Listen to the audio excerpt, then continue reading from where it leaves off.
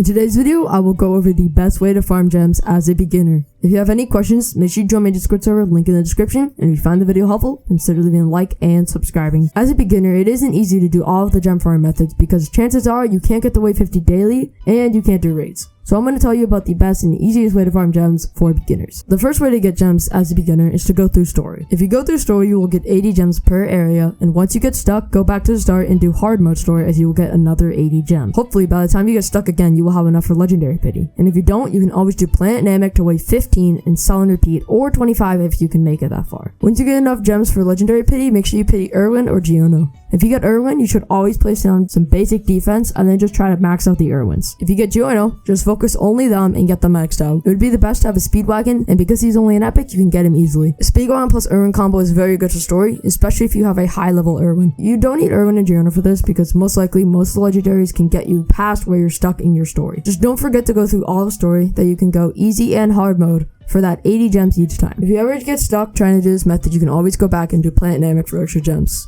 This will give you a decent amount of gems each time and you can loot this. Next up, we have planet Namek farming.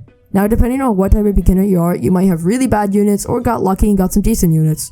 But to do planet Namek, wave 15 farming over and over again, you really don't need any good units. You won't even need a legendary. But if you got lucky as a beginner and have some mid to decent units, make sure you do planet Namek wave 25 instead.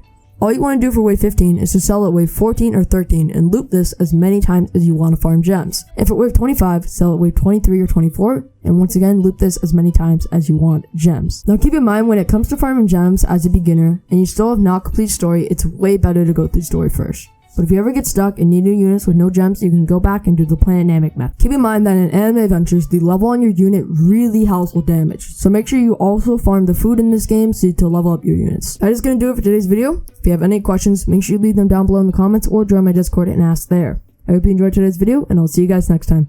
Peace.